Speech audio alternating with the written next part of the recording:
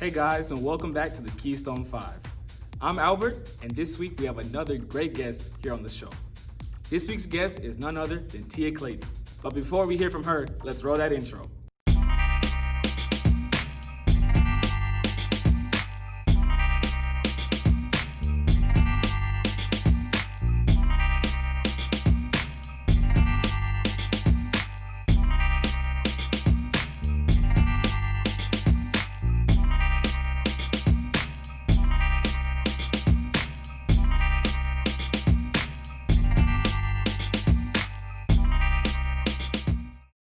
Tia is a longtime club member of the Brookside Boys and Girls Club.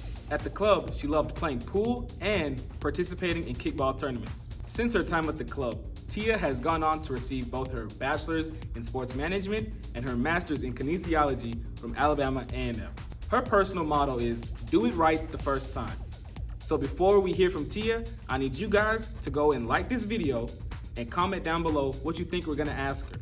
Also, while you're down there, subscribe to our channel and hit that notification bell so you're notified every time we release a new video. So with all that said, let's hear from Tia. So welcome to the Keystone 5 interview. Today we have TIA CLAYTON, who is a Brookside Boys and Girls Club alumni. And we're here to find out about her Boys and Girls Club experience. So how are you today, Tia? I'm well. How are you doing today? I'm doing pretty good. So to get started, my first question for you would be, how did the Boys and Girls Club help you achieve your goals? I really did not realize as a child that the things that I learned at the Boys and Girls Club were lifelong lessons. Things where we had to share and teamwork and leadership, all of those things were going to be key factors when we got to middle school and high school and joined team sports. And the things that we learned there, everybody can't be the leader, and so you had to learn those leadership roles. And we learned how to follow, and we learned how to share and take care of our things. We shot pool and we shared pool sticks, so if you take care of your favorite pool stick, then you'll have it next time. But if you break it, then maybe you or the other people that use that stick won't be able to use it either. So we were taught to take care of our things, put them away when we were done. And, we were taught good manners. And those are all things that I use in my adult life. And I never really realized that most of those things I learned at the Boys and Girls Club. Growing up in school, at the Boys and Girls Club, at home, in your neighborhood, who was the most influential person in your life? So, of course, I would say Todd. Todd has been the reason why. I'll speak for the neighborhood. I'll give you my own personal, but for the Brookside, Adamsville, Graysville community, that was the place to go for the summer and after school. For the summers, I can say that having a person like Todd Love actively in your life taught us that your parents will always love you, your siblings will always love you, but having that extended family member that's going to hold himself accountable for your success and your well-being, like that really meant a lot to our parents, because dropping your child off to trust someone with your kid for an 8-hour day, that's a lot. And so that community, Todd Love has definitely been someone that we can recognize and appreciate. What do you like most about working at Parks and Recreation for the City of Huntsville? So this is my second city that I work for. I work for Jacksonville, Florida Parks and Rec Department. That was an amazing opportunity because I got to deal with all kinds of children. And so now I work with special needs children and adults. And so it's more geared towards their personal success. Whereas in Jacksonville, I had an overall achievement, which was to have a great summer, make sure the parents knew that their kids were in a safe environment. But here I have the opportunity to lay foundations. And the most exciting part for me is watching children come in that we have a basketball program. That's one of our favorites. And I'll never forget, I have a kid and I passed him the ball and he did like this. Why are you throwing that at me? And I watched him go from that to coming in with his hands ready for the ball, shooting perfect form, and just watching them grow from not being accepted in PE. So everyone has shot basketball in PE before, but maybe this kid hadn't because he didn't feel comfortable. I had a young lady who never played basketball before. Now I watch her make layups and free throws, and just watching them make over, small achievements daily.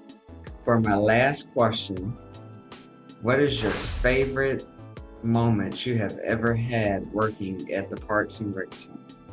The best moment you have ever had? We had an intern, and he and I had just been working so hard. This was the very first day we were going to have basketball. And we were literally, it was just us two.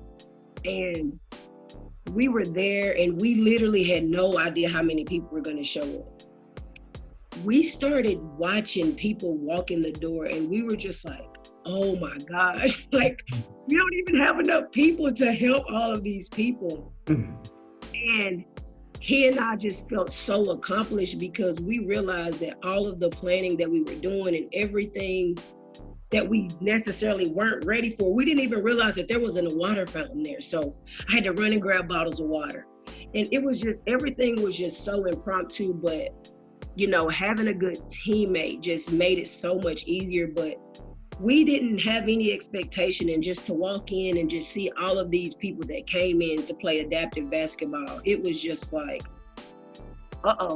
we're getting ready to have a successful program. And that just let me know that, okay, it's game time now, because you have these people who are looking forward to this program and they're showing up. And, since that very moment, I knew then that the city of Huntsville was going to need this program. And we have reached out to everybody we can to make this program special.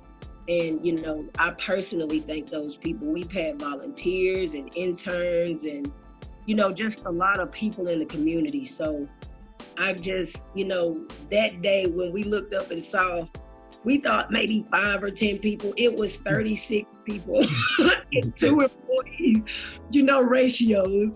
So, but, the parents really helped out. But just to see how many people were in need of this program let me know that, we have our work cut out for us. And, I'm going to spend every day, working to make that happen. Well, Tia, I've had a great time talking to you, and it sounds like the Boys and Girls Club has had a wonderful impact on you. And it sounds like you're instilling all the things the staff have taught you at the Boys and Girls Club there at the Park and Rec Center. And I just had a great time. So I want to thank you for taking your time to join this interview with the Keystone 5. And I hope you have a good rest of your day. You too. Thank you guys. You were amazing for me and all of the other kids involved. So I just, want to personally thank you too. No problem. It was an honor. All right. See you. See you. Thank you, Jay, again for that awesome interview. And thank you, Tia, for joining us on the Keystone 5.